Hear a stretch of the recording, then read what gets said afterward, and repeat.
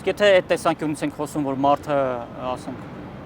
ուզում է Հայաստանը տեսնել անվտանգ, զարգացող եւ այլն, ինքը պետք է նայի որ պետության հետ է, որ այդ բոլոր պայմանները կարող են բավարարվել։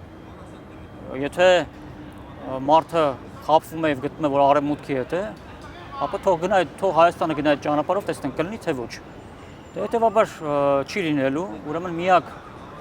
զարգացման եւ անվտանգության միակ ուղին դա ռուսական վեկտորն է, իսկ ռուսական վեկտորը դա միայն Ռուսաստանը չի։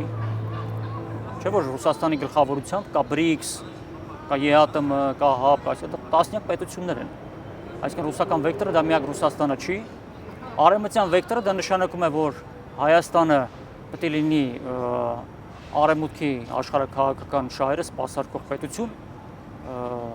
որը զոհաբերելու է իր ազգային պետական շահերը հանուն դրա։ Որպեսզի դա չլինի, Հայաստանը պետք է լինի ռուսական կողմնորոշում ունեցող պետություն, ընդ որում ընդգծված իմ կարծիքով։ Դա է միակ ձևը, որ մենք կարողանանք այս փոսից դուրս գալ եւ զարգացում ապահովել։ Ես մի առիթով ասել եմ, կրկնեմ նորից։ Հայ ազգայնականը պետք է ունենա ռուսական կողմնորոշում։ Հակառակ դեպքում կամ ինքը դառնում է գործիք այլ պետությունների ձեռքերում, կամ ինքը դառնում է անհույս երազող, որի երազանքները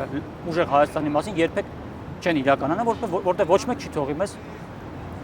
տվյալ դեպքում արևմուտքը, որ այդ երազանքները իրականանան։ Միակ պետությունը, ով պատրաստ է մեզ լսել